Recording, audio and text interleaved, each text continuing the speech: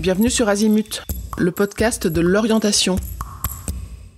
Alors, un nouvel épisode sur le thème de la gestion du stress avec l'apport de la sophrologie en particulier. Et dans cet épisode, on va découvrir une technique de respiration qui nous aiderait en 5 minutes à mieux gérer notre stress.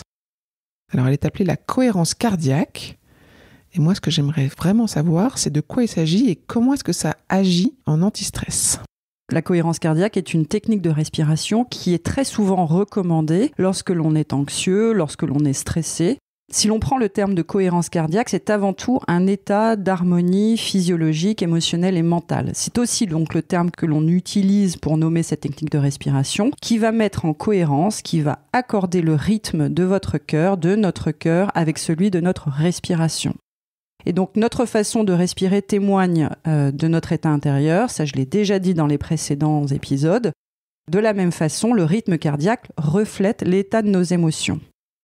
Ainsi, nous pouvons moduler notre rythme cardiaque via la respiration pour volontairement réguler notre stress et donc installer progressivement cette harmonie intérieure. Cette synchronisation crée un système de balancier physiologique que l'on appelle cohérence cardiaque.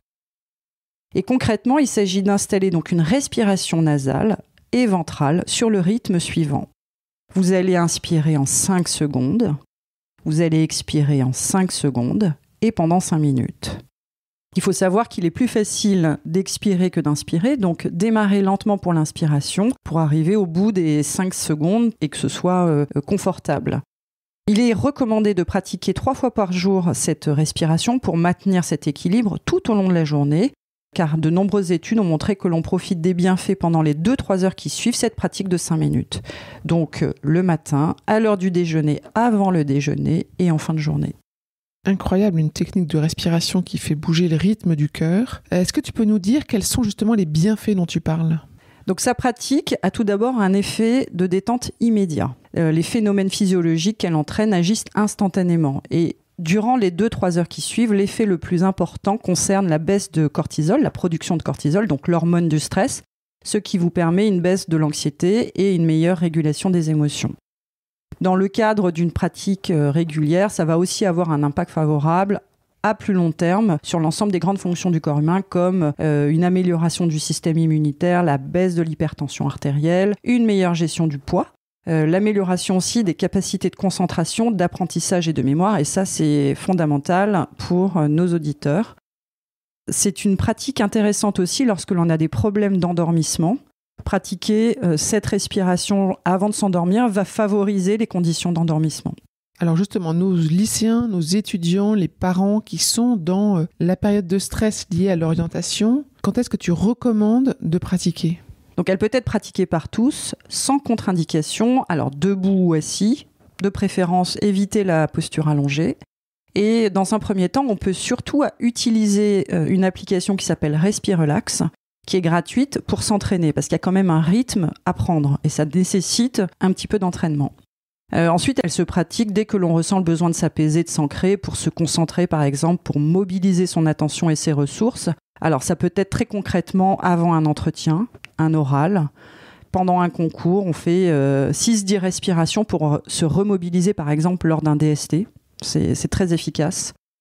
Et pour ceux qui considèrent que consacrer 5 minutes à cette respiration semble difficile, moi je suggère toujours d'optimiser en profitant des temps de transport par exemple, de l'attente entre 2 cours. Et au fil de l'entraînement, on se surprend à respirer spontanément à ce rythme en marchant par exemple. J'insiste toujours sur ce point, mais la régularité de la pratique est importante car elle garantit son effet et son efficacité. C'est tout aussi important que la routine de travail. Elle s'inscrit vraiment dans une hygiène de vie pour une meilleure santé physique et mentale. Donc très intéressant effectivement parce que la pratique, rien que la première fois on en ressent un effet, mais c'est peut-être pas le moment juste avant un oral, un examen, de se mettre dans cette logique de je prends conscience de ma respiration. Autant l'avoir pratiqué plusieurs fois pour que ça rentre. C'est essentiel de s'approprier la technique avant, c'est essentiel de s'entraîner avant. Parce que le jour J, on n'aura pas l'application Respirelax pour nous aider à trouver le rythme, alors que si on s'est entraîné, tout de suite, on saura quelle est l'amplitude de notre respiration qui va nous apporter ce calme, cet ancrage, cette capacité à nous concentrer. Donc oui, je recommande effectivement de ne pas attendre la veille de l'examen pour commencer à pratiquer cette respiration. Bien respirer et pratiquer par exemple cette respiration, c'est quelque chose qui va vous accompagner toute votre vie. Donc non seulement pour un oral, un concours et peut-être votre premier entretien, mais tous les moments importants de votre vie où vous aurez besoin de vous remobiliser, vous calmer, vous recentrer. Génial, merci beaucoup pour cette explication et encore une fois un outil bien pratique. À bientôt, merci. Cet épisode est terminé. À bientôt sur Azimut.